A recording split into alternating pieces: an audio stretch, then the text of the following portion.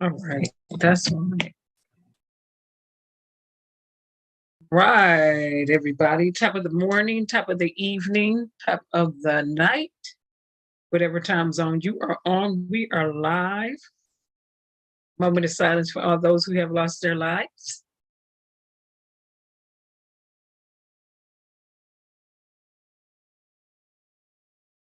Let's remember this. If we can look up, we can get up. If we can get up, we can go up. Let me do my mic check real quick.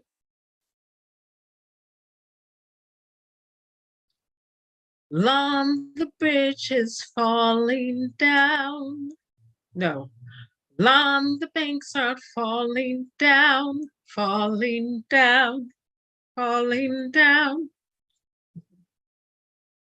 What? What's going on?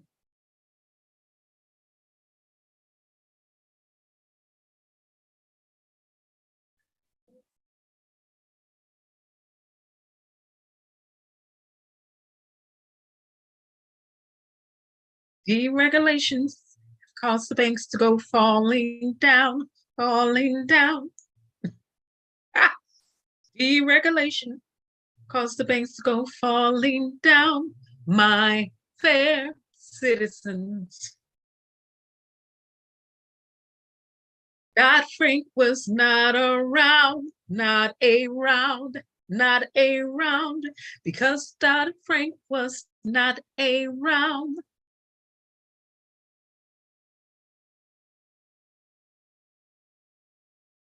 Some vendors left with a frown, left with a frown.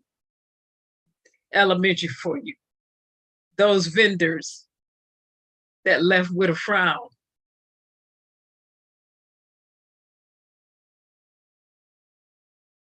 Because they couldn't get paid.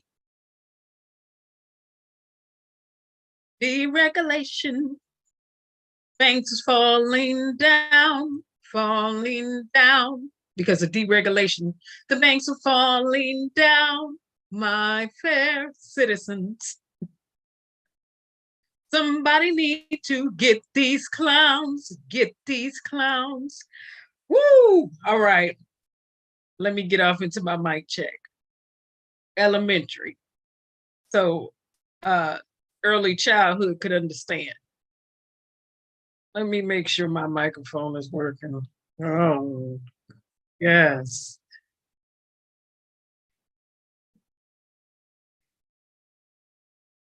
Wait.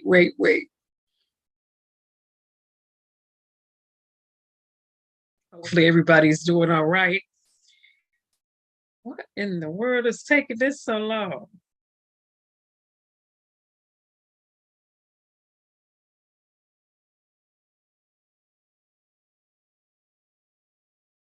Break this up some.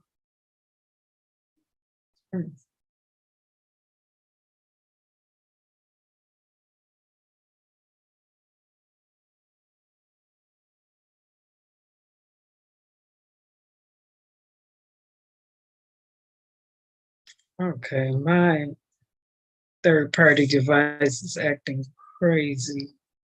So let me do this like this right here.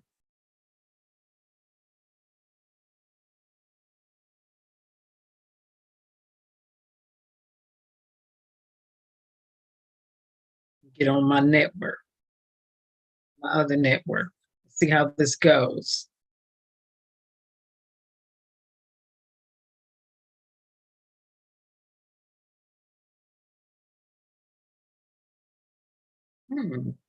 Just buffering and buffering. I don't know.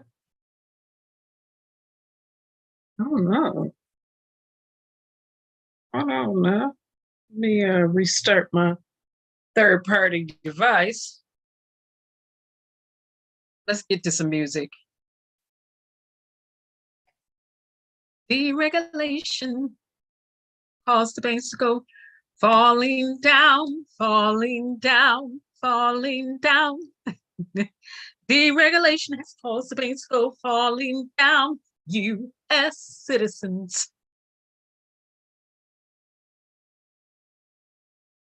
Because Dodd-Frank was not around, not around, not around. Because Dodd-Frank was not around.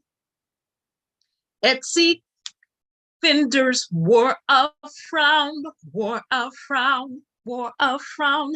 Etsy's vendors wore a frown, my fair citizens. It is not funny. It's not funny at all.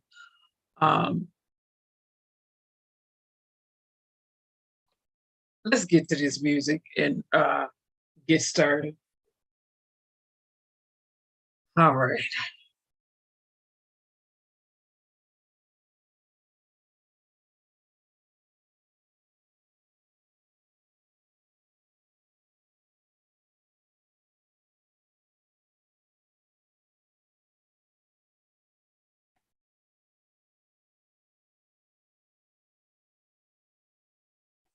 Pause this, pull this back.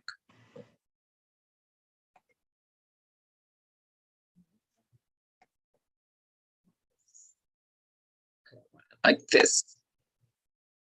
And hopefully I am being heard in the background. Let me share out.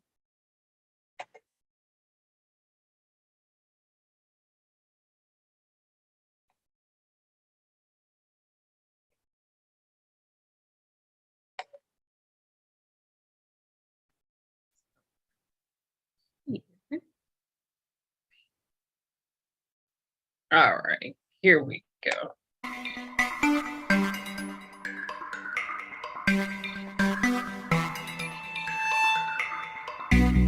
All right, I'm logging into my other device. You guys, it's going now.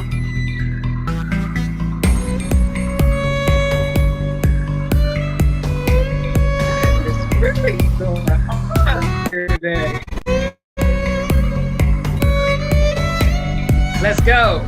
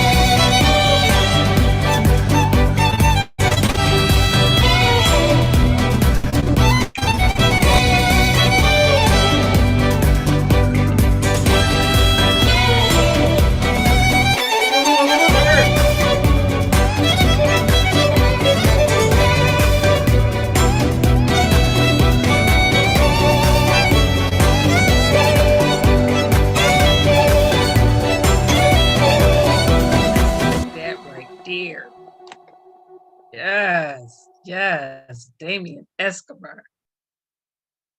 Ooh, and seeing him in person, absolutely phenomenal. Was on a natural high for weeks. I don't even get high, never been high, so I don't know what high feels like. Anyway, let's get to this. The banks are falling down, falling down, falling down. The banks are falling down, my fair citizens. Deregulation has knocked us down, knocked us down, knocked us down. All right. Breaking it down to early childhood development so a child and kids can understand. Let me just fill up this nice old PowerPoint presentation. By the way,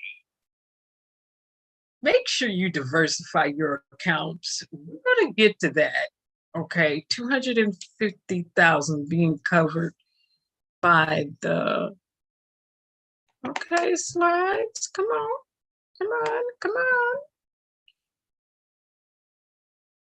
The Federal Insurance Commission, what they mean, no connection? They better connect.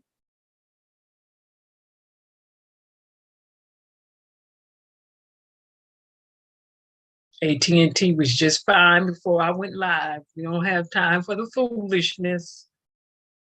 I'm right next to this modem. Again, diversified accounts. So 250,000 is insured, okay? Now, there are clauses, so you need to know that. We know that. So really quick, while I'm waiting for this to load in the background completely, so I can put my PowerPoint up, which I should have did before going live. There it is. Let's talk about mixed accounts really quick. Okay, so let's say you have savings and a checking account at the same bank. Well, federal bank is only going to cover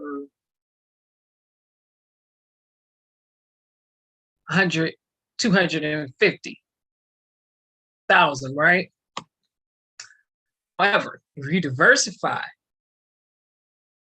and you have mixed accounts, different accounts, CDs, and the like, then those get covered too. And everybody knows you have trust accounts for your children and grandchildren.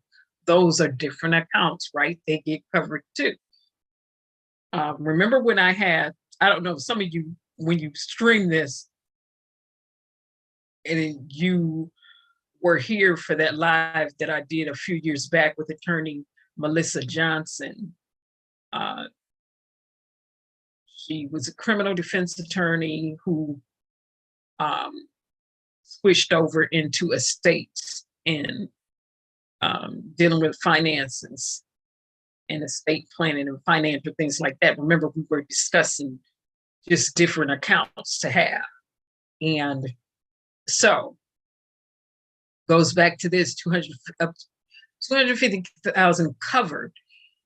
But if you have an account at the credit union with 250, that's covered. If you have an account at another bank, 250, that's covered. You have another bank that is not the same as the other bank, that 250 gets covered. You have mixed accounts, okay? An account with the husband and a wife on it, that's 250 each that gets covered. You have an account with a child, parent to child on it, That's a different account. That gets covered. Okay. So you have an account at the same, now let me break it down. Having an account at the same bank, having a business account, that 250 gets covered because that's a different account from your personal account, and your personal account also gets covered. So some things that attorneys told me a long time ago is always keep what? Different types of accounts at different banks for a reason. All right. So having said that, let me get to the share on this.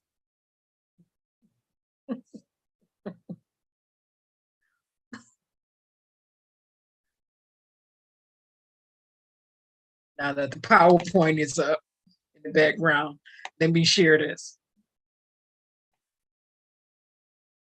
What is going on? I hear a cat outside whining.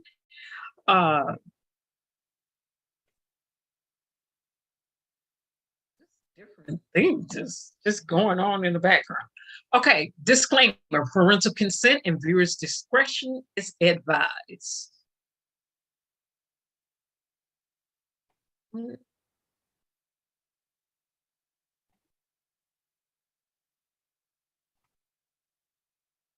Let's make sure we stay actively engaged. Real time on this.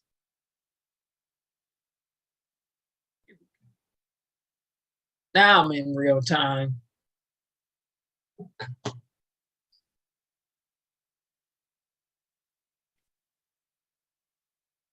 All right, let's get to it.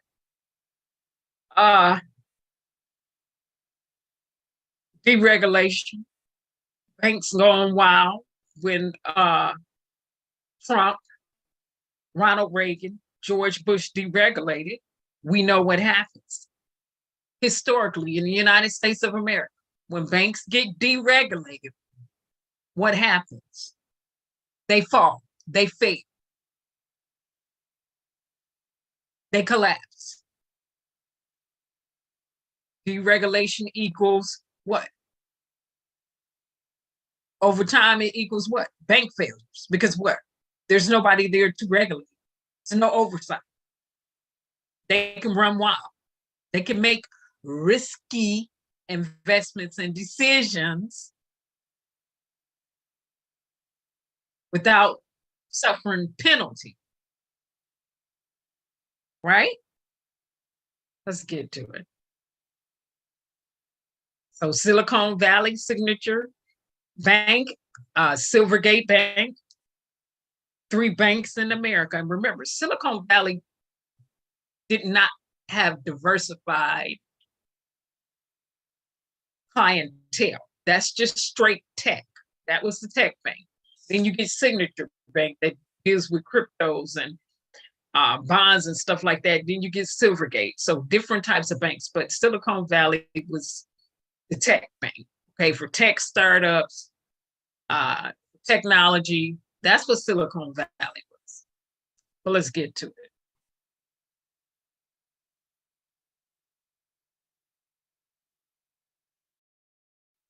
To a developing story after the collapse of Silicon Valley Bank on Friday, another bank just shut down.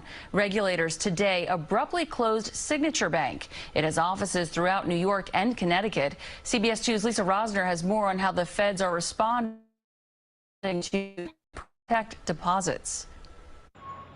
Citing systemic risk, regulators shut down Signature Bank Sunday. The company told us no comment. The New York-based full-service commercial bank has 40 private client offices. This is a byproduct of what we saw with Silicon Valley Bank. The Federal Reserve, the FDIC, and the Treasury step in and provide assurance that things like uninsured deposits will be available to depositors on Monday morning, is to prevent more of these. That was really the real risk, is that uninsured depositors at any bank could start stampeding to their bank to take money out. The Wall Street Journal reported that Signature was reeling from a bet on crypto banking. Earlier Sunday, Treasury Secretary Janet Yellen addressed the FDIC seizing control of California-based Silicon Valley Bank on Friday.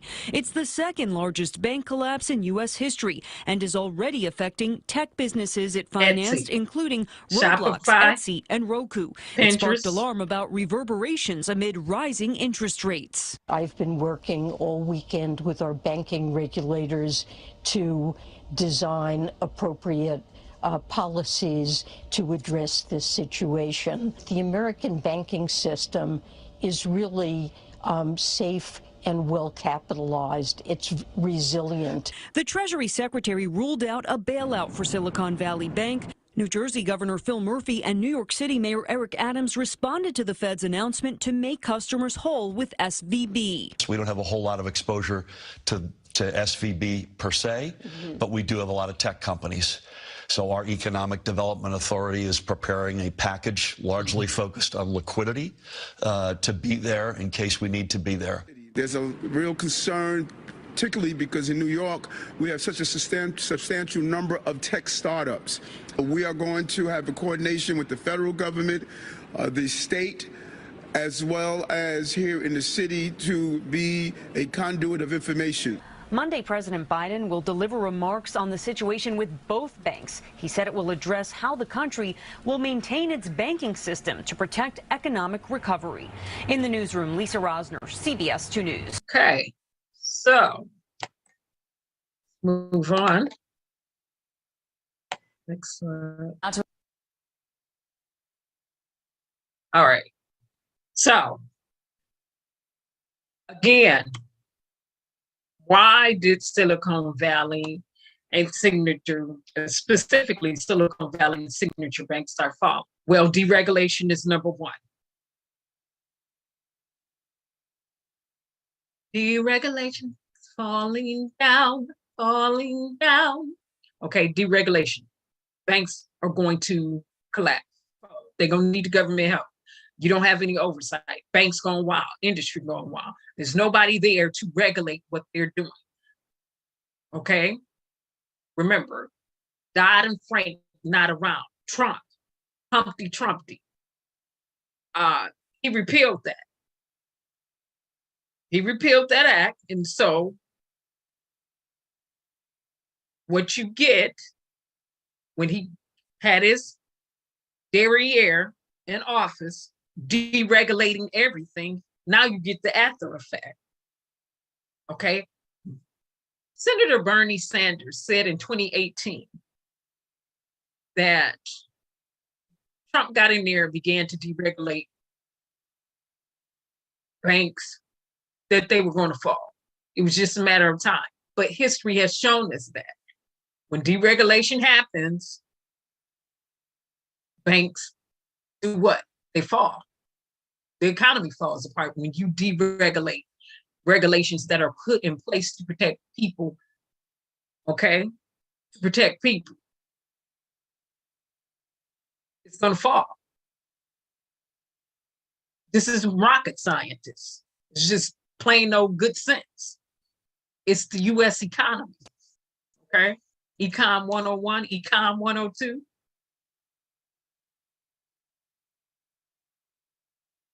Knowledge. When you don't have the oversight there, when you don't have the laws there, these industries will run amok. That's why there's a need to govern, right? All right. Okay. So Ronald Reagan, what is he up there for? Deregulating in the 80s. Bush, what is he up there for? Deregulation. Him and his deregulating in 2000s, and we still in 2000s. Trump, what is he up there for? Deregulating again. All Republican presidents who deregulated, and what happened when they came in with the deregulation? Banks, industries, businesses, and others went what? Collapsing and falling down. Remember, in the 80s, yeah, Ronald Reagan, that one. 1,600 plus banks failed or needed government help. They either completely closed down or they needed the government help. That's the little facts and statistics over here on the side. You see when that chart on here, right here, this chart goes all the way up. I don't have my pointer on, but the blue line right here on this chart next to Ronald Reagan, you see the 80s at the bottom, and it goes all the way up. Number of bank failures started trending all the way up years after the Great Depression. And then under George Bush Jr., over 300 banks failed or needed government help. 2008, right? Remember that, when the housing market was the only thing that was carrying the economy because there was no job growth. It was stagnant. We weren't creating any jobs as a nation, but that's what happens when you want to outsource everything anyway. But that's econ too, just common sense. How can you sustain your nation and you outsource everything to other nations? What are you going to take to the marketplace to trade with?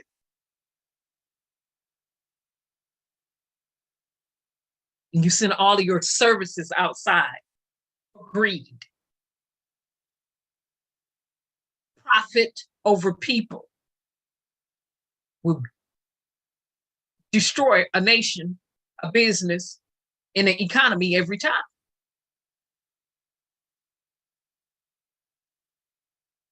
It's historically proven. Right. Then you see the graph next to George Bush. All type of stuff going on. But let's get to Trump, his deregulation. Like I said, repealing the Dodd-Frank Act. You get 3+ banks failing so far this year. Well, Joe Biden is president. He didn't deregulate the banks. Trump did. That happened under his administration. He deregulated everything. We sat up here and we went over everything Trump deregulated when he first got in here. We went over 100 things. Quality of air, quality of transportation, quality of everything was deregulated. Quality of food. I'm done. Hey, Jan, how you doing? I see you. Okay, so you get deregulation going on. And I want to go ahead and make it plain to you. I got them in a triangle, interconnected, because they deregulated. They're deregulating Republican presidents, okay? Causing bank failures and the economy to collapse and all type of environmental crisis. That's what happens when you deregulate. Environmental crisis, environmental genocide. That's what happens when you deregulate and you sit up here and you vote for presidents that believes in deregulating the quality of air, food, water.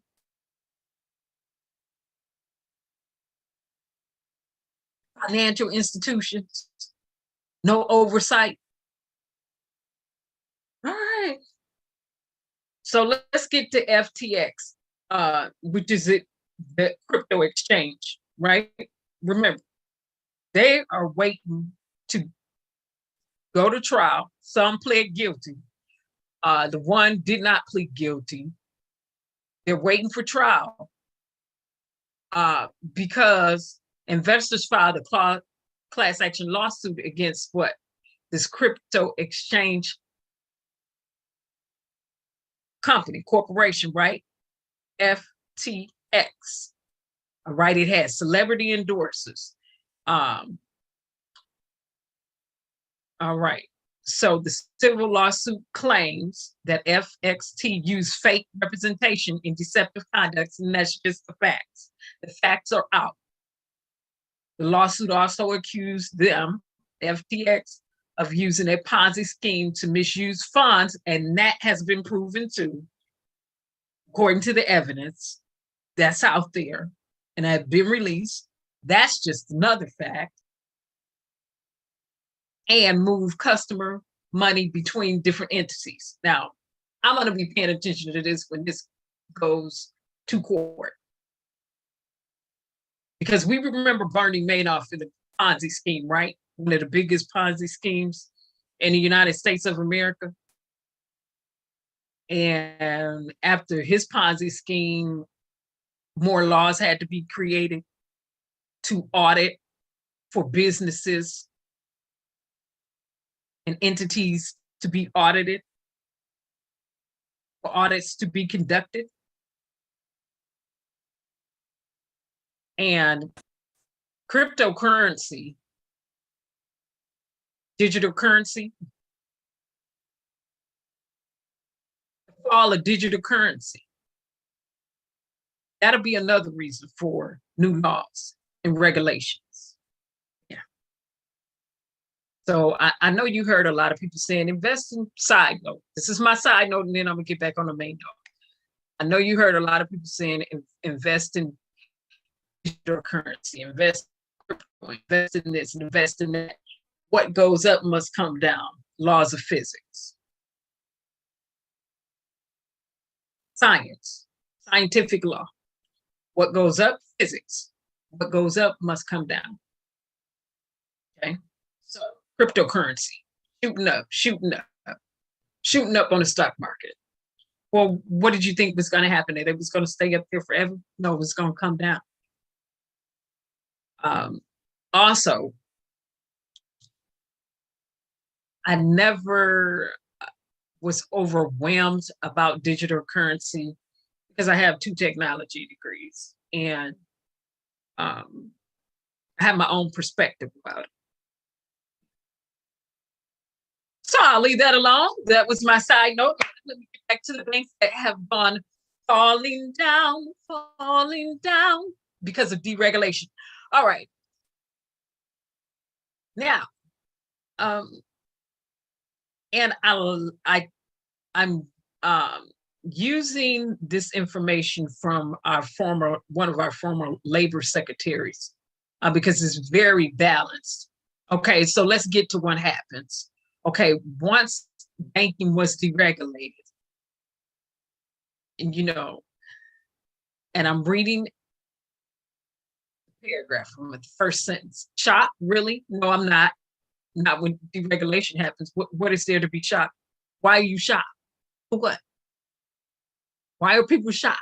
Then okay, let me pause for a minute. With Silicon Valley Bank and Signature Bank, this is what happened. Silicon Valley, take them first. All right. So Silicon Valley had customers, businesses to be exact, went in and started withdrawing their money electronically or doing their electronic transfers, all right? And so you get them coming in and they got millions sitting in your bank, and they come in and they start withdrawing their money. What do you think is going to happen? The bank, they don't have all that money. That bank didn't have all that money at their disposal. Okay, because somebody said something and then they started panicking and withdrawing money, and Signature Bank, they started panicking. People went there and started withdrawing money. But Signature Bank also, let me pause for a minute, because when we get to Signature Bank, when they invested in that cryptocurrency that failed, well, then they was having an issue already. Also, with Silicon Valley, the interest rates, because Silicon Valley invests in government bonds. So that's supposed to be safe, right? But the interest rates are up. So the profit that they would get for investing in those bonds decreased. Okay, so they were already in trouble. Now the Federal Reserve's chair, who his ways I do not care for, and he should have been gone when Trump was gone. The Biden administration and President Biden should have got rid of him because he intentionally deflated and kept the interest rates low under Donald Trump, okay, to manipulate markets and give big businesses the opportunity to fleece the people and get low interest rated loans and be greedy and sop up funds that they didn't need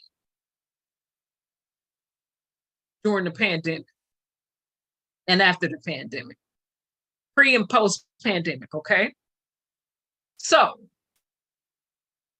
President Biden gets in there and it's like, oh, now I gotta pay. We gotta pay. We gotta pay for this now. We gotta recoup some of that money back. Let me take the interest rates up and make the people pay for this bogus things that happened under Donald Trump, for all this foolishness. Now let's take the interest rates up. Yeah. And now let's make them pay. In part. That's just a portion of it. That's not all of it. We'll visit that on another day. Okay, so once banking was deregulated, and like I said, deregulation is one of the main issues. Greed is another issue. Such a crash was inevitable. And so let's talk about the history real. In the 1950s and 60s, when banking was born, financial sector accounted for just 10 to 15% of US corporate profits, just 10 to 15%. But deregulation made finance exciting and exceedingly profitable. By the mid-1980s, the financial sector claimed 30% of corporate profits. And by 2001, by which the time Wall Street had become a gigantic betting parlor in which the house took a big share of the bets, like if you're gambling, because it's risk, if you got your money in the stock market, it claimed a whopping 40%. That was more than 4 times the profits it made in all of US manufacturing. 4 times the profit made in US manufacturing. Manufacturing clothes, cups, cars. Greed. When the bubble bust in 2008, the Bush administration moved to protect investment banks. The Treasury Secretary, Hank Paulson, former CEO of Goldman Sachs, and Timothy Geithner, president of the New York Fed, arranged a rescue and investment firm, Bear Stearns, but allowed Lehman Brothers to go under.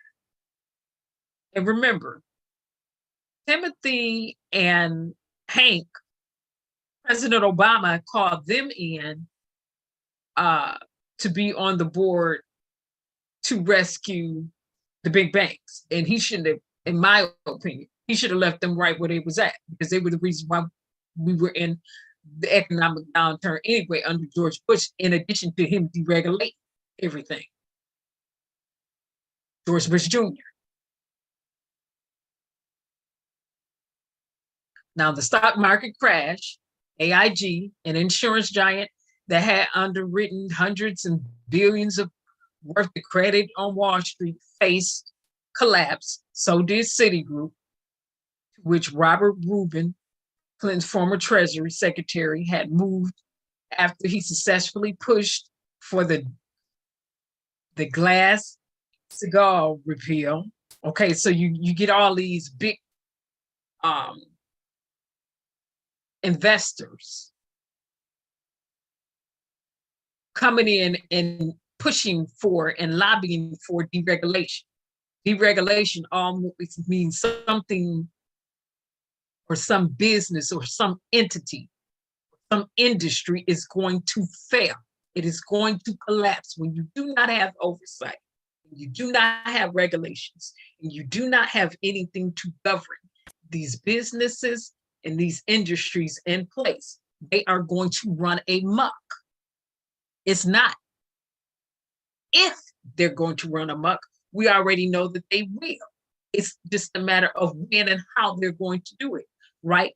Quantitative and qualitative assessments, analysis. If this happens, then this. Okay? Or because this happened, then this. Because we know this has happened, XYZ is going to happen. Or because there is a possibility that XYZ will happen, then XYZ should happen. We need to do this. If then this, if then that. Okay? Now let me put some meat on those bones. Give an example. Because we know hackers will hack, we need security measures in place. Because we know hackers have hacked systems, we need security measures in place. It's not a matter of if they're going to hack. The hacks have already happened. So we need security measures and assessments in place. Okay? Now, because we know hackers will hack, we need to become more vigilant. So, if the hacker hacks, we have XYZ security measures, quantum distributed keys, and the like, and other security measures in place. Okay, that's just an example. Now, Paulson asked Congress for $700 billion to bail out the financial industry, and that, remember, that was under George Bush, and he and Ben Bernanke, the Fed chair, insisted that the taxpayers bail out Wall Street, and that was the only way to avoid a Great Depression. And, you know, like I said, foolishness. So they stressed that the bank losses would be bore by taxpayers, would not be bore by taxpayers, but by bank shareholders. Now, the people paid for the collapse of Wall Street, the mismanagement of funds, the greed. The American citizens paid for that. We paid for that. In 2019, when I did my Kerensonomics, and I said big banks were getting loans from the federal government because they did not have money to pay their daily, to cover their daily expenditures. They didn't have money to pay their daily bills. Big banks borrow from the Federal Reserves when they cannot borrow from other banks. 2019, we looked at that. Big banks couldn't even borrow from other banks. They didn't have it. So those big banks turned around and borrowed from Federal Reserves Bank.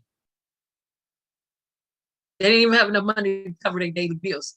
That's what happens when deregulation happens. And people say, why the government always got to be in everything? Because the government come to bail these greedy, bogus, bobble-headed wannabe businessmen out for making all of these risky decisions with the people's money. You put your money in the bank, they invest. Put your money in the bank, they're going to invest your money, period. They're going to get the interest off your money, and they're going to invest your money.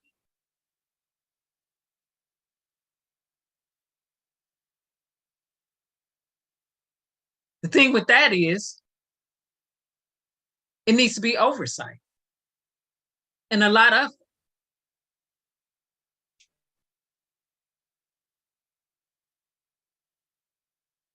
So when you go to get your money out, or you need to get paid, you can get paid and get your money out. All right, now let's get to Silicon Valley.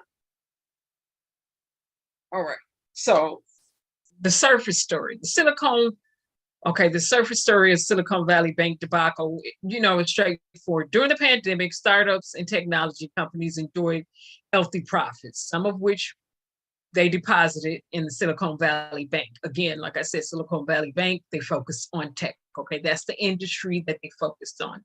Great tech, no diversified accounts with them. Tech bank. Silicon Valley is known to be a tech bank for technologies, for tech startup, everything tech. Silicon Valley, that's what they did. That's what they do. They did not have, other variant accounts, just straight tech accounts. That's what they did. That's what they do. That's what they were geared for. All right, flush with their cash, the bank did what banks do. They kept a fraction on hand and invested the rest, putting a large share into a long-dated treasury bond, okay? That promised good returns when interest rates were low. Okay, so Silicon Valley, they weren't out. The tech bank wasn't out investing in all of these other things like the other traditional banks do. You would think that treasury bonds would be safe. Well, what happened? Deregulation happened and inflation. Okay, so we're getting to Silicon Valley, right? For them, deregulation and inflation. So it behooved them not to be pushing the deregulation of banks and financial industries and institutions, because when deregulation happens, what happens? Failure, collapses, falls.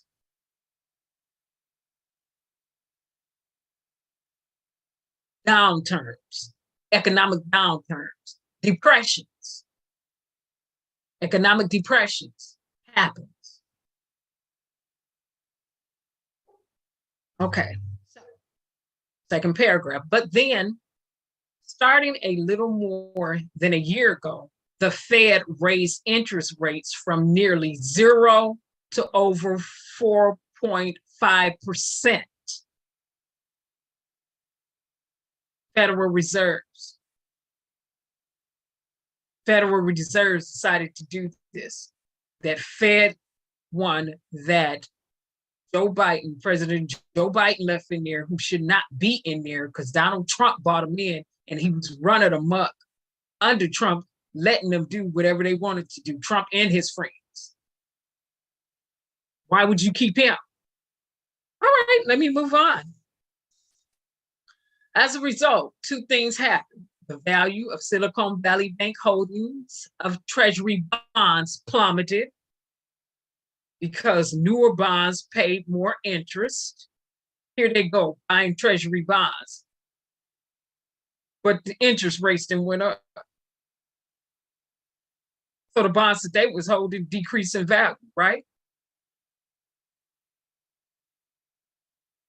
All right. And as the interest rate rose, the pressure of venture capital funding to startup and tech companies slowed down, because now you're trying to do a startup, a tech startup at a higher interest rate. You don't get the low interest rate. You don't get the deflated interest rate.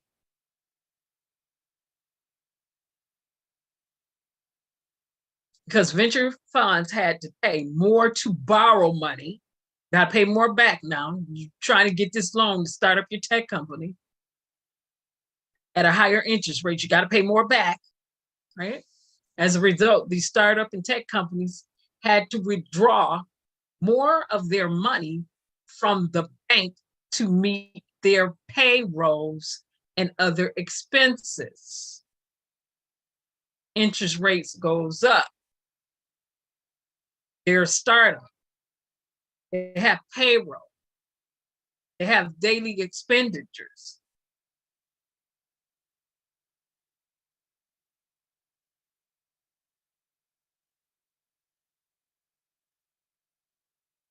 but they didn't have enough money on hand.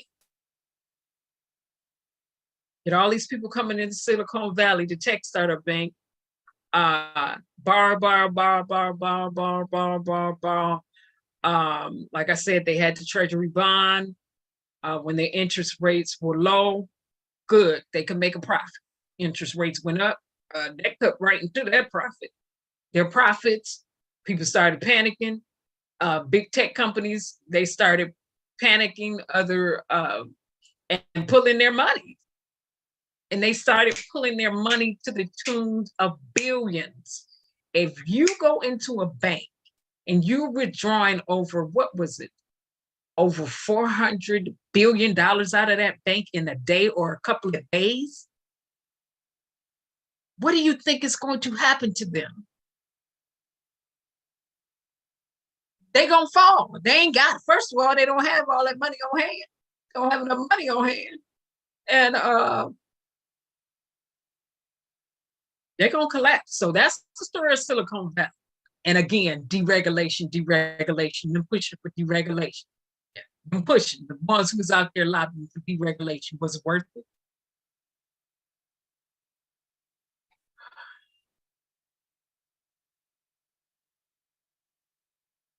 All right. So, but there's a deeper story here. Remember the scene in The Wonderful Life, if you've seen Wonderful Life, where Jimmy Stewart character tries to quell and run on his bank by explaining to depositors that their money went to loans and others in the same community. And if they just be patient, they get their deposits back. Okay, I didn't watch this. So this is one of the former Secretary of Labor's. He's using that analogy or example. I've never seen It's a Wonderful Life. All right. So, however, second paragraph. In the early 1930s, such bank runs were common. Okay. When you run in, you start panicking, you start pulling your money out of the bank. That's what a bank run is. When you go in, you start taking money out. When people go into these banks and they start pulling. So like I said, with Silicon Valley, they had a lot of businesses, okay? Different businesses, that's what they dealt with. Businesses went in, within those days, start pulling money, start withdrawing their funds. They started doing it online, electronic transactions, withdraw. And you get a collapsing and a folding happen. And like I said, that's in addition to that deregulation. You got a bank run, you got deregulation, and now you got run on banks. Everybody trying to go in at the same time, get all their money out, thinking they don't have that much money on hand, first of all. And you in there, you're trying to withdraw everything. Well, you're going to cause the bank, that particular bank, fall to fold. They ain't got it. They don't have all that money. Like you went in and tried to get what? Close to, you taking out what? Over a couple of days, it was, like I said, 40-something billion dollars. Yeah, they're going to fall. So, okay. So, again, we're on the second paragraph. But the Roosevelt administration enacted laws and regulations requiring banks to have more money on hand, barring them from investing in their depositors. Okay, money for profit. And the Glass-Steagall Act, ensuring deposits and tightly overseeing the banks. All right. Banking became more secure and boring. Okay, this is what he's saying. Became more secure. Instead of them doing all this wrong on these banks, like I said, when things like this happen, you have to have laws in place. Laws are going to be put in place to govern and should be causing some type of stability and things that are 100% advantageous to US citizens overall, not just 1%. All right. That lasted until 1980. In 1980s, we know who the president was. Say it with me. Ronald Reagan, deregulation chief, original union buster and deregulator. Ronald Reagan, one of the original union busters and deregulations and outsourcing presidents who outsourced the United States right off and under their financial stability and jobs for US citizens. All right.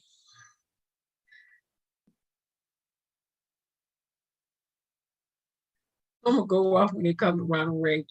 Just know that. That one.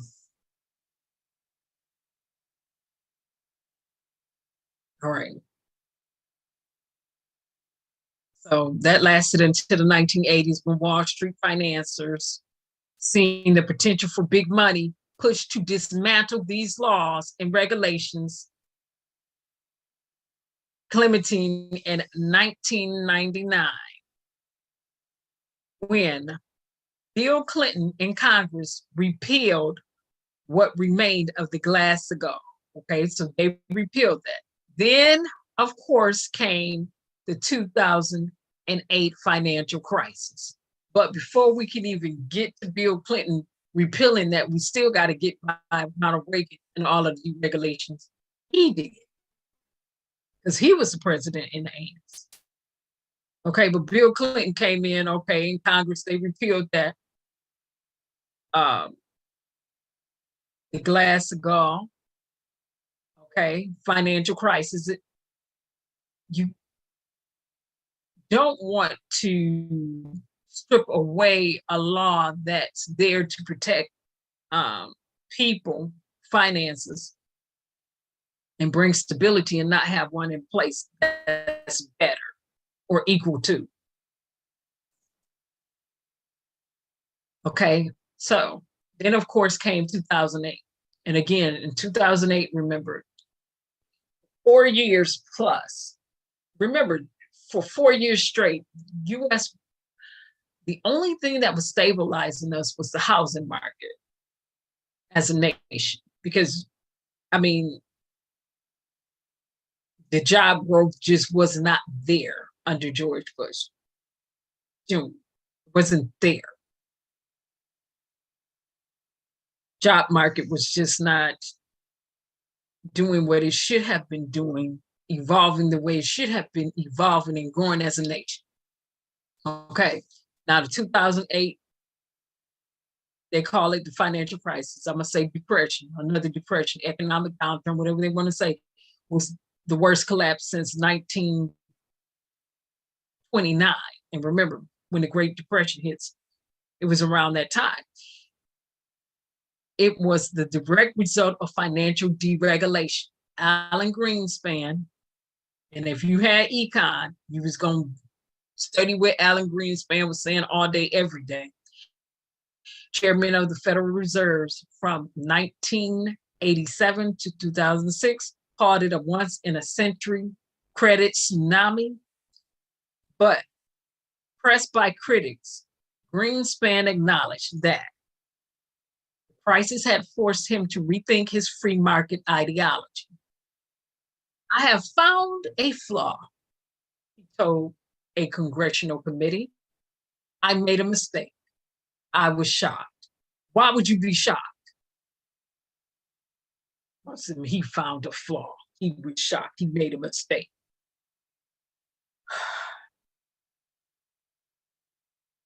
Anytime you are pushing deregulation and the repeal of laws that are set out here to regulate industries,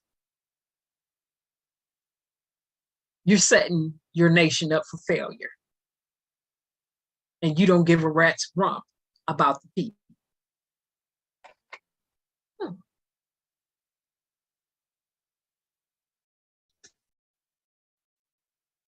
All right.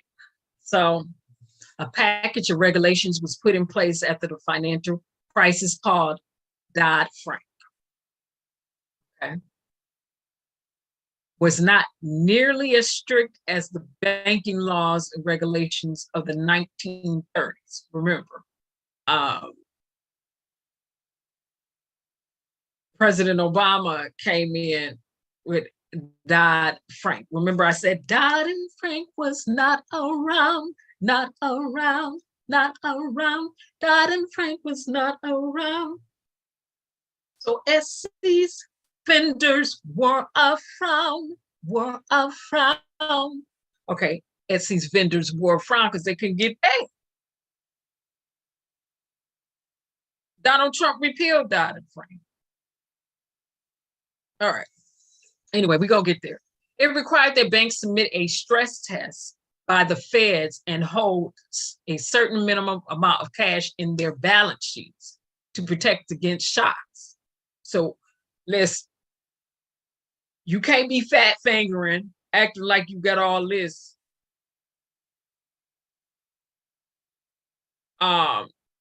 cash somewhere, but it's non-existent. Okay, Dodd-Frank said, no, your sheets better match what you say and what you got in every account, all of them. And so audits were being conducted. Yeah, we're going to have to conduct these audits. This stuff got to match up. It's got to match.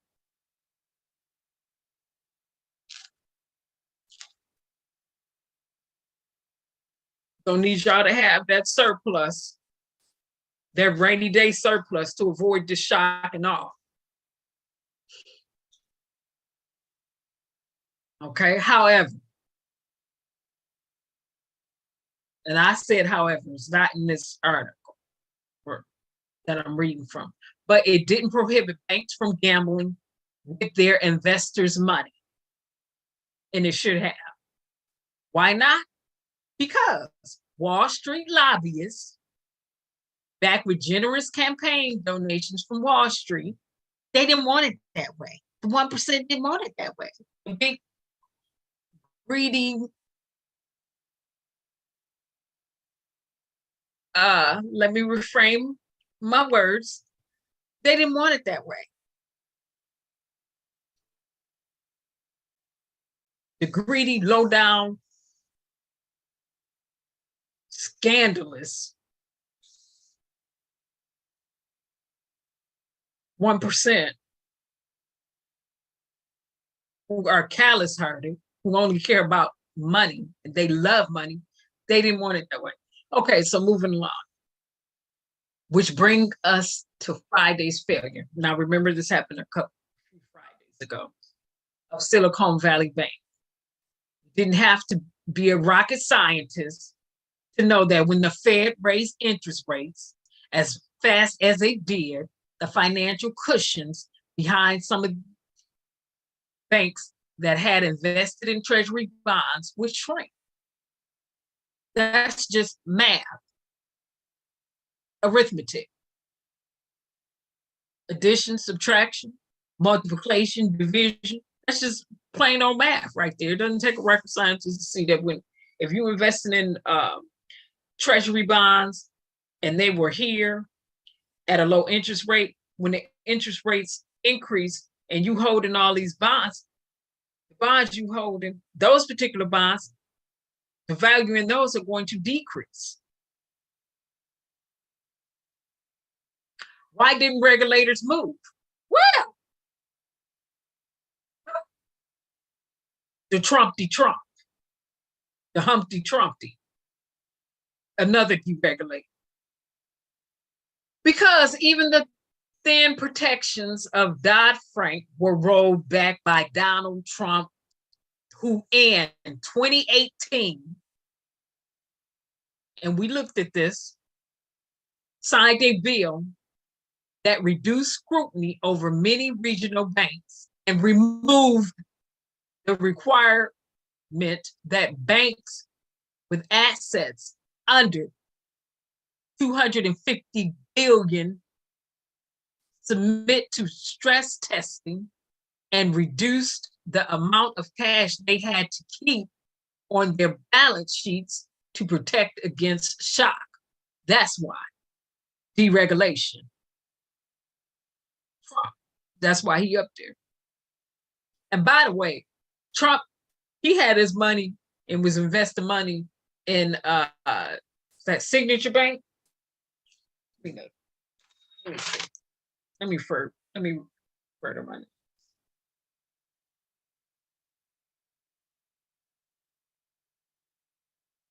Yeah. Yeah.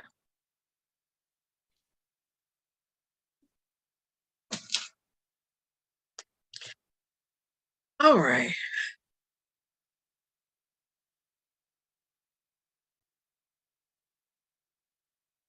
All right. So this freed smaller banks such as Silicon Valley and Signature Bank to invest more of their deposits and make more money for their shareholders and their CEOs who pay is linked to those profits. So you don't have to keep a certain amount on your books anymore. You don't have to go through the asset test, the stress test by Dodd-Frank. So now it's been deregulated. The regulation has been rolled back. You can run amok. You ain't got to have that in the bank. You don't have to have that 250 billion.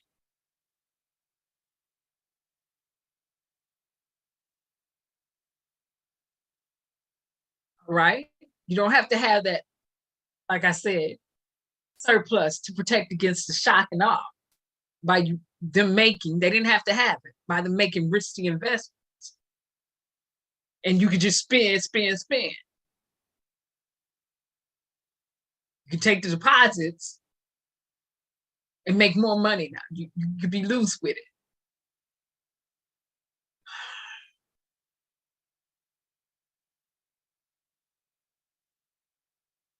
All right. Yeah. Not surprisingly, Silicon Valley's own chief executive, Greg Becker, had been a strong supporter of Trump's rollback.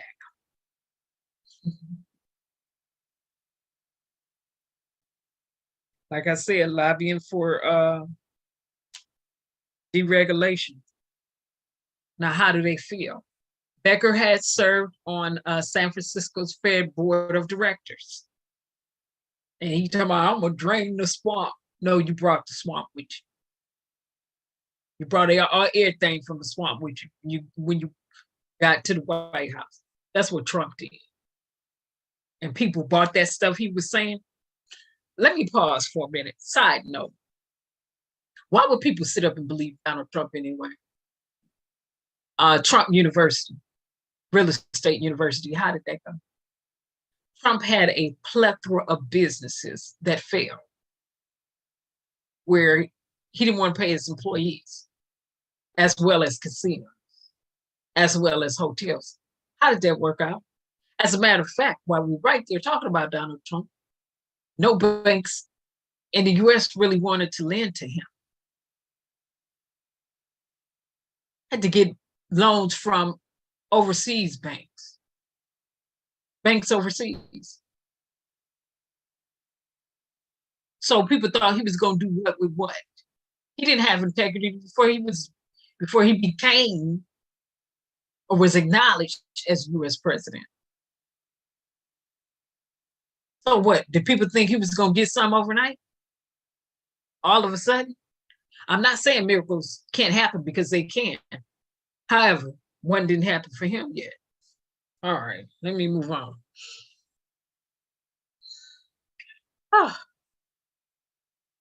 Off the side note, back to paragraph 2. Oh, the Beckers sold $3.6 million of Silicon Valley Bank stock under the trading plan less than 2 weeks before the firm disclosed excessive losses that led to its failure.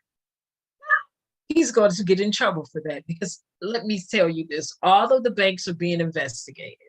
Okay, all of the banks are being investigated. Okay, the Federal Reserve's got to step in and bail you out. You know, an investigation will happen. Investigation will be conducted. You're going to be investigated. We need to know what was going on.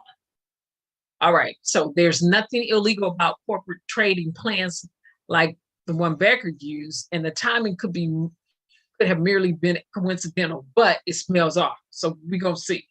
We're gonna see, because this stuff happened when the stock market was folding, and then insider trader information was going on with Congress people. Remember a few years back, and it was like, move this, move that, and others, and it was like, move this, move that, yeah, and then they let it fall. Okay, so we'll see.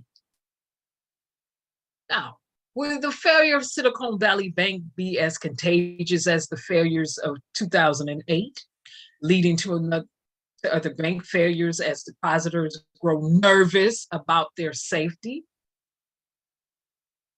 It's impossible to know. Okay, the speed with which regulators moved over the weekend suggests they're concerned.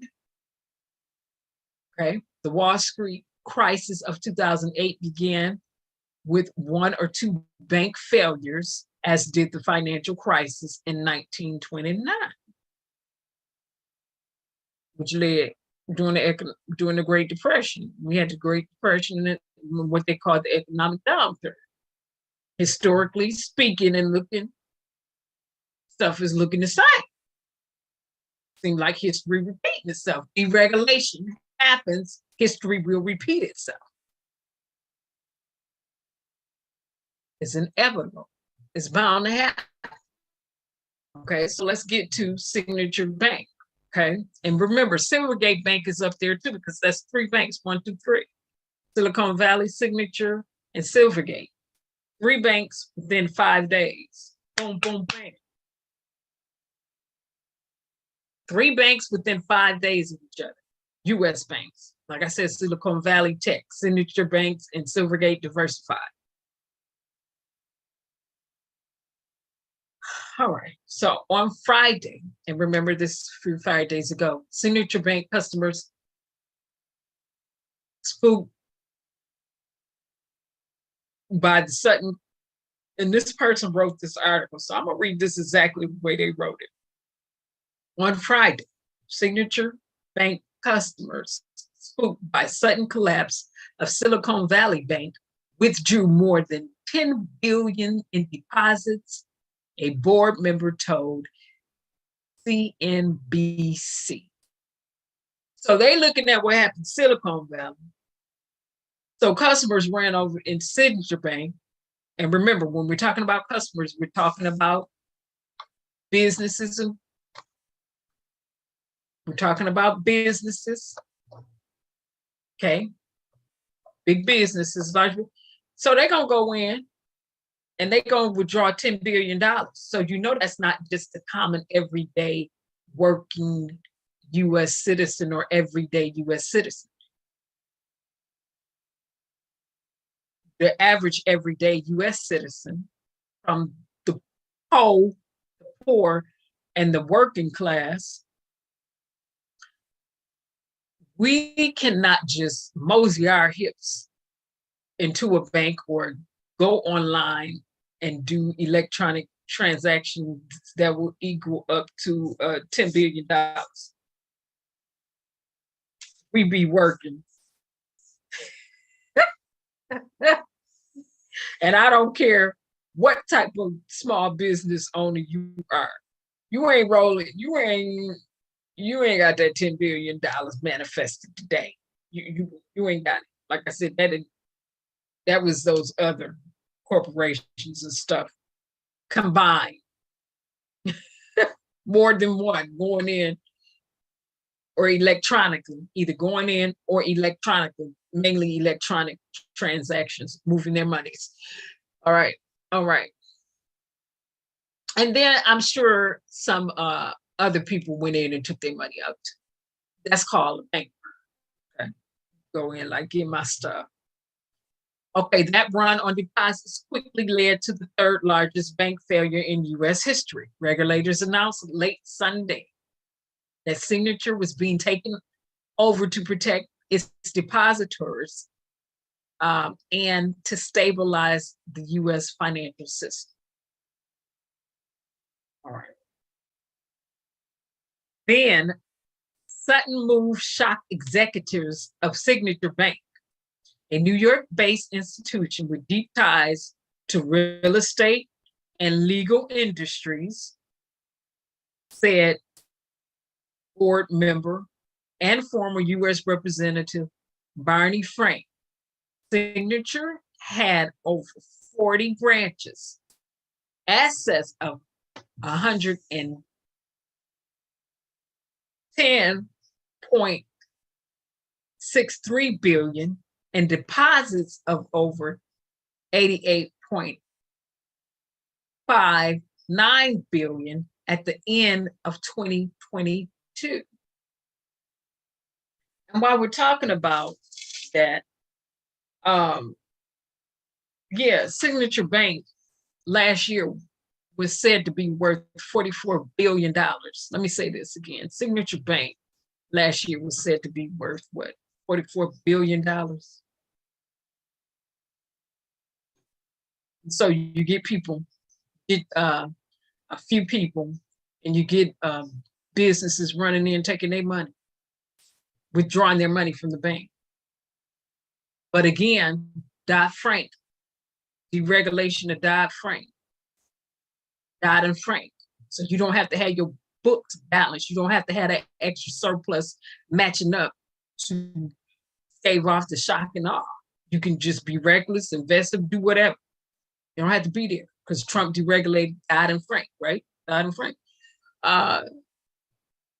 So when people come in and get their money, or when people electronically withdraw their money, you fold it.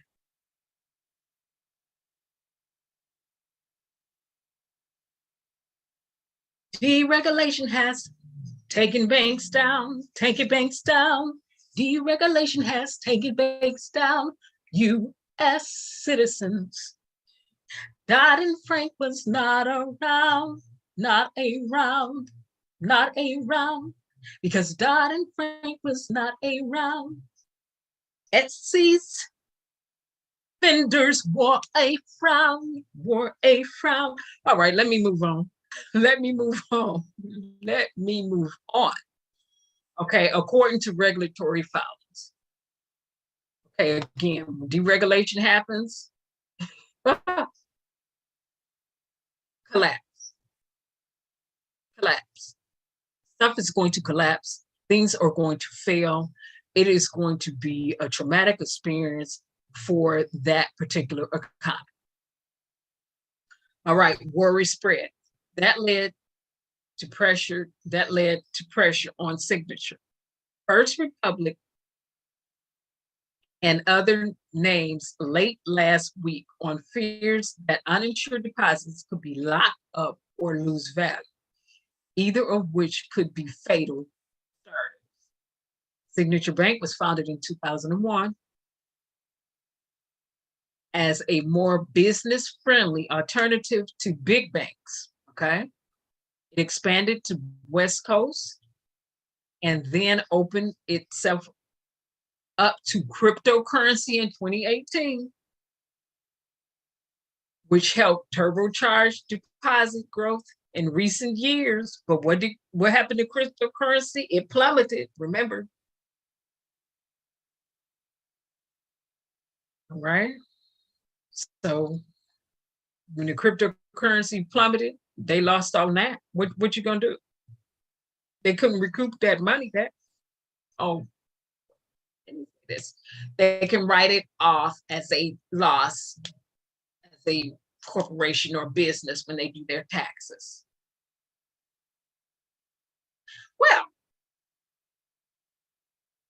right now we're still towards the beginning of 2023. So they won't be able to well, I don't know how they could, I don't know what they're gonna do. I don't work for them. I don't know what they're gonna do. They better call on the Lord to get an answer. Anyway, and maybe he can deal with the CEOs and chief financial officers and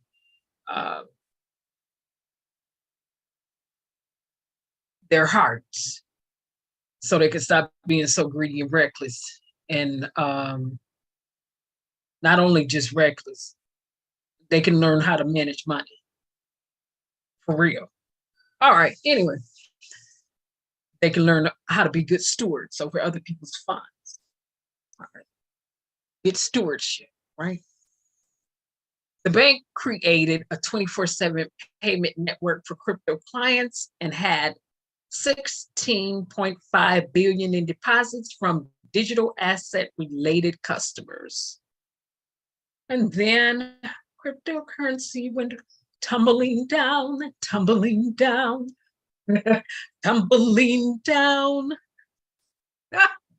I'm on my theatric singing tonight, my early childhood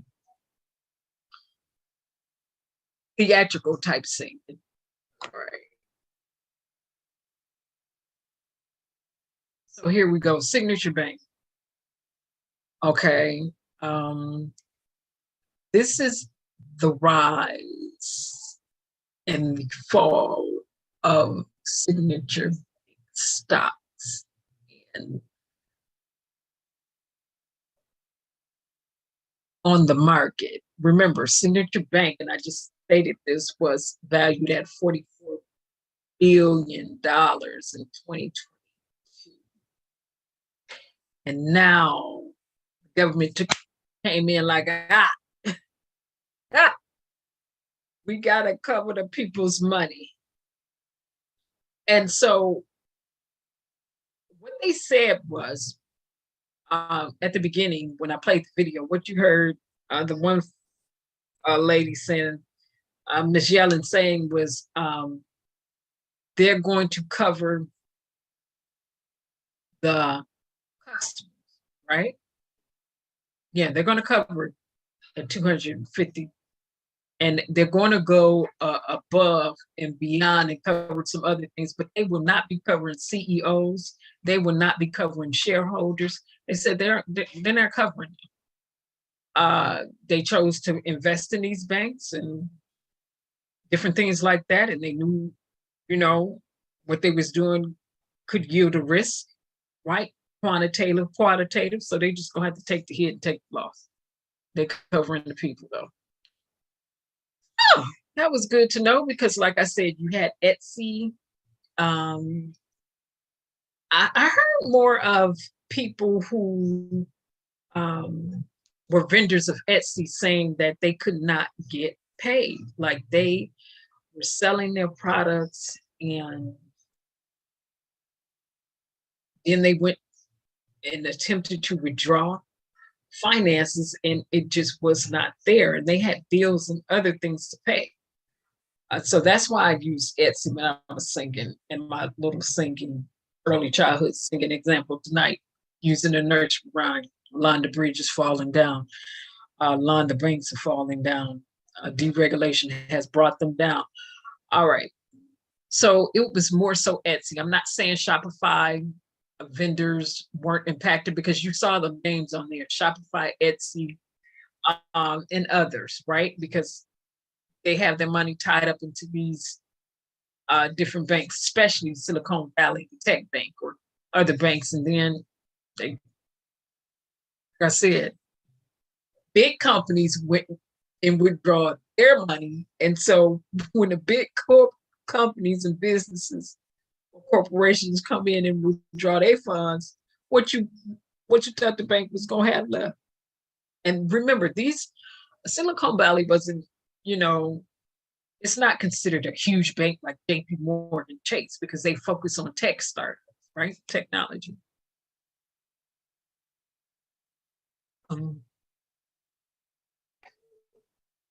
But deregulation does what? Causes things to fail, fall, fold. It creates a what? Environmental crisis, right? When you deregulate a specific type of deregulation. when you deregulate because somebody has a monopoly on something and you want a fair market, that's different. But when you're deregulating the quality of life, then you're creating chaos. You're creating chaos. You're creating structured and unstructured chaos by design. That's what happens when you deregulate.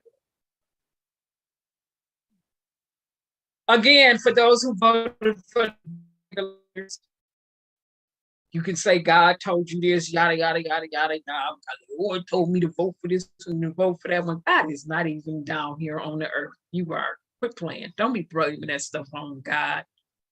And if your God told you that, you need to go to a different one. Woo, Jesus. Lord, help me today. Did I just say that? Yes, I did. Now let me move on. Washington. Okay, so this is what's going on behind this. Like I said, you have to put laws, regulations, and the like in place for situations like this. A group of Democrats led by Senator Elizabeth Warren of Massachusetts and Representative Katie Porter of California will unveil legislation Tuesday to restore bank regulations that were undone underneath then President Donald Trump in 2018, seeking to fix what they said was the cause of Silicon Valley Bank's collapse. The legislation, first reported by NBC News, would repeal the centerpiece of a law passed on a bipartisan basis by a Republican-led Congress in 2018, which erased Dodd-Frank financial regulations on mid-sized banks by raising the too big to fail threshold from 50 billion in assets to 250 billion. Okay, they raised it. So they went in and cut it. Saying, oh, it's too much, it's too, they don't need all that on their books. We don't need to see their sheets balanced like that. They don't need to have that surplus cushion. Yes, they do. That's other people's money. And if you're a good financial steward, you want to have a surplus anyway when you're out there in business like that. That's just wisdom. You either got it or you don't. And if you don't have wisdom, you can get it. Let me say it again. When you are a steward over other people's money, you want to have a surplus. It is no reason, absolutely no reason, that there should not be a mega surplus when you are making money off other people's money and investing their money. They ain't even investing their money the way that you are as a bank or a financial institution. Accountability, responsibility. And again, acceptance through normalizing foolishness like this, and normalizing foolishness like this through acceptance. I'm gonna stay right there because that's gonna be it in a nutshell. Accountability, responsibility. Accepting that just because they're CEO or they on the stock market and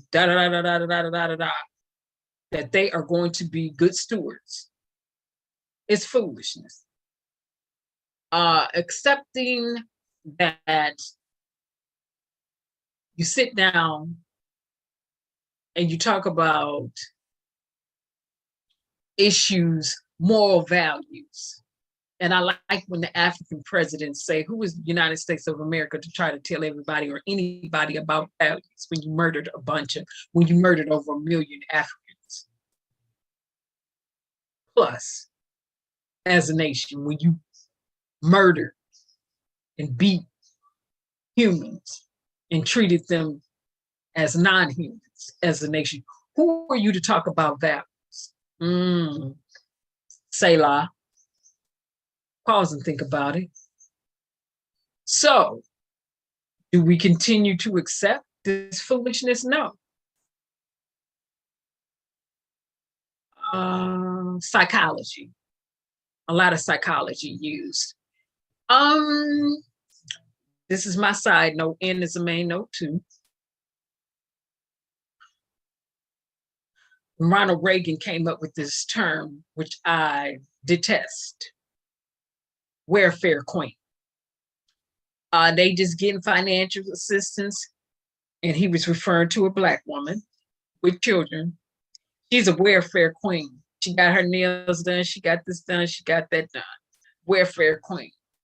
On social services, welfare this, welfare that. Hold up, pause a minute, pump the brakes. For anybody, you as quick as you think you are, you know they played a psychological game on you. I love when watching Martin Luther King, and he said, oh, some African-American people, when they think they've arrived and crossed over to the other side, they think they're there. And so they'll start using terms that psychologically, somebody who wanted to dupe them, fleece them, hustle them, and exploit the amygdala in their cerebral cortex, they come out with terminology like this. Welfare, Ronald Reagan, that one, who gave welfare to corporations and big business. They didn't work for it, but they wanted to sit around and tell a Black woman, ancestors, worked over here for free, just like mine did, never got paid for cotton, tobacco, greens, being a sharecroppers or anything like that, for building the United States of America, did not get paid, worked for free. And then when they did start getting paid, took their taxes. And they received nothing back off that. Try to tell them, oh, she's welfare, reparations, cut the check, checks, plural, quit playing.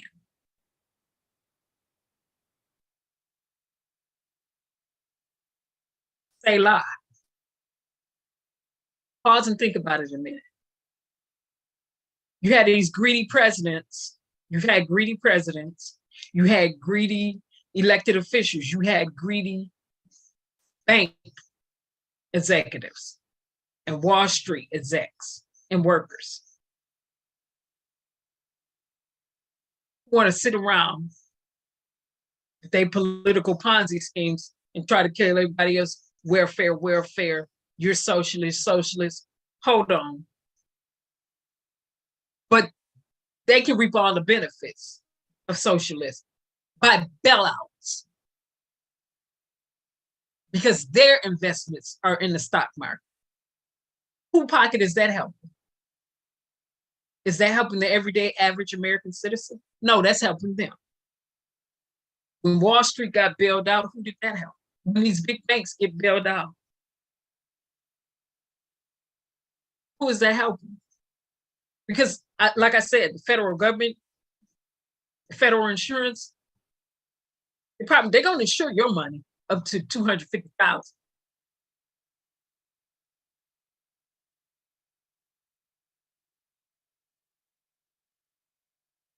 And if you were around attorneys that taught you always have different accounts, you know how to move the money, even if you were not around attorneys.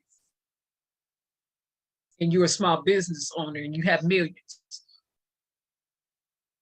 you should know how to move your money around to protect yourself, right? And to be a good steward over your own business finances, right? But it is the hypocritical, multi-million and billionaires with elected officials who want to come out and run their mouth and try to tell the average citizen pay into what they call social services, because they take it directly out of paychecks, that you don't have the right to go back and get the help when you paid into that system or that federal government department branch. Yes, you do. And rightly so. And African American people, when they want to sit up and talk about people receiving assistance, hold on, slow down, pump the brakes. That wasn't made for us. That was made for military women with spouses, white military women who had spouses that were injured in the military. African Americans got added on years later. Be clear about that. See, because they couldn't get welfare, remember. We weren't even considered humans over here. Less than subpar and second-class citizens over here in the United States. So it is that type of bogus and foolish psychology that need to be stripped away from the minds of Americans. Oh, you do need your brain washed in a different direction. So you can think and talk like you got some sense over here in America. When people see this in the future, that's right, I said it. The corporations and the elected officials who get in the kickbacks, side door deals, back door deals, and out the behind deals that you don't know about, hidden in the dark. They're reaping the benefits, not you. And then they want to sit up and tell you, you can't get no help, pull yourself up by your own bootstraps, when they never put themselves up by their own bootstraps because their friends in there are utilizing your money that you put in the bank to invest and do whatever they want to do with it as they see fit. No bet to you.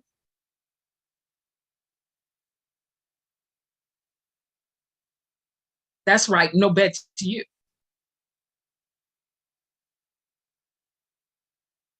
You don't go in and tell them how to invest your money when you put it in a bank. They invest your money the way they want to.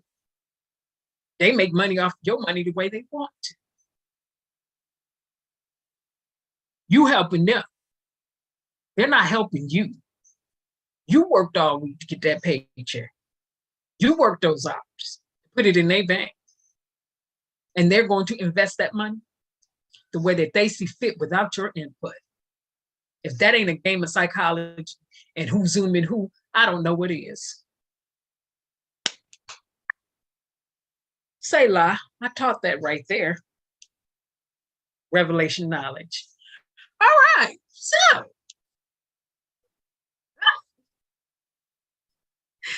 All right, let me go here. That's right. And I meant to come live earlier, but I ate, then I was on the phone, then I was on the phone again, and I ate again, I laid down, I did some other things, but oh, goodness. I'm gonna run some of this back in real time so some people can get it in real time and it won't be on the playback. Because you can always play this back, but some of these things that I said about psychology and the way that they run game, people need to get it in real time because I'm gonna need some people to humble themselves and not think that they have arrived. Because as you see, the money you got in the bank, going in a day, if the federal government wasn't covered.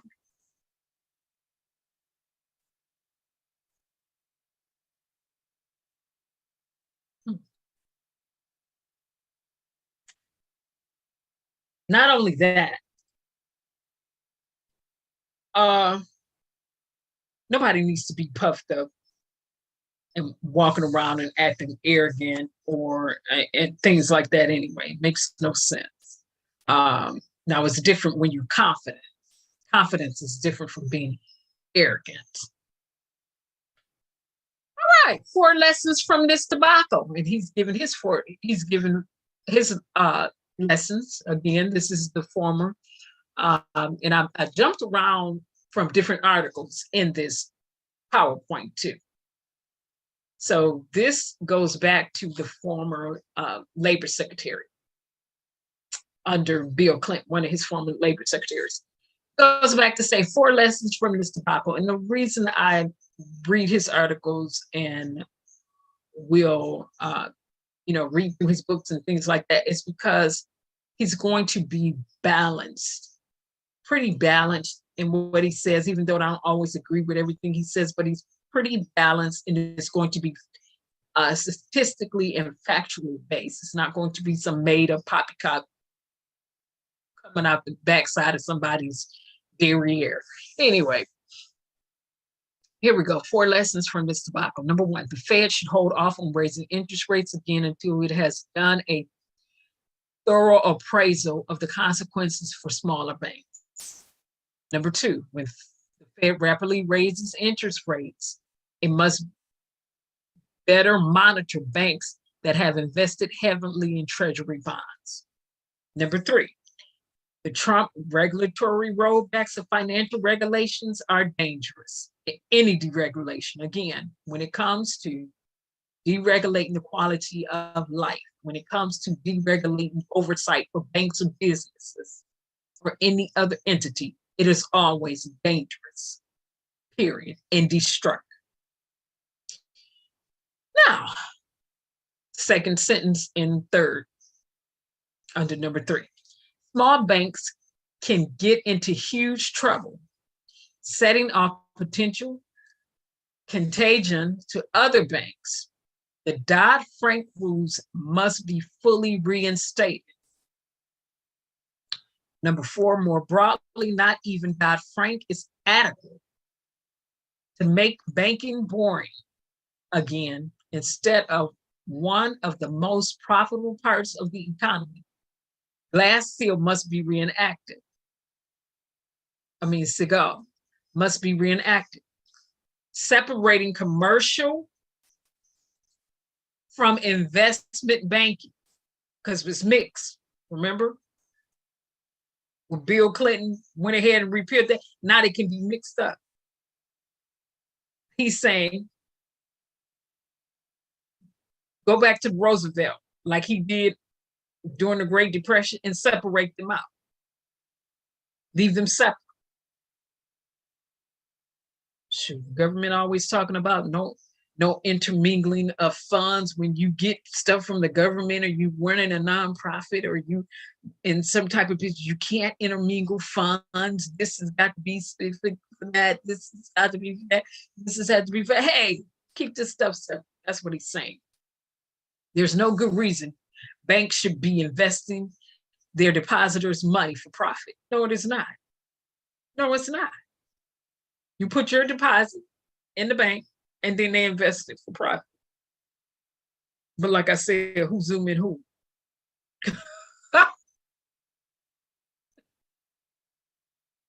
Who zoom in who? And that is the end.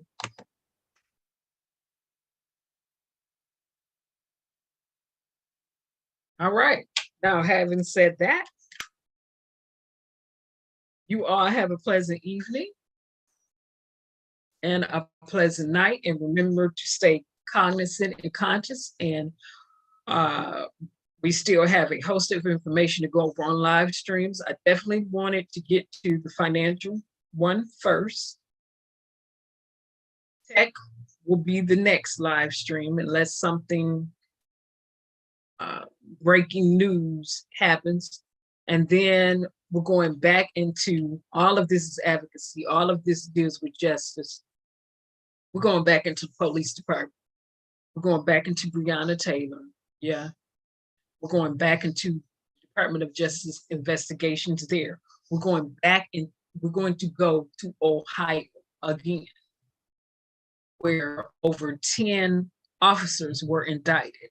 And quite naturally, we're going to look at these different trials that are going on, because if we are not paying attention and holding elected officials and appointed officials' feet to the fire, holding them accountable and responsible for the seats and the positions that they hold, then shame on us. Shame on us. We are not holding them accountable. Shame on us. Shame on us. Shame on us. We have to stay actively engaged. With that being said, you all have a pleasant evening and a pleasant night. And thanks for streaming. And when you watch this, it'll always be here for you to play back. Bye-bye, everybody.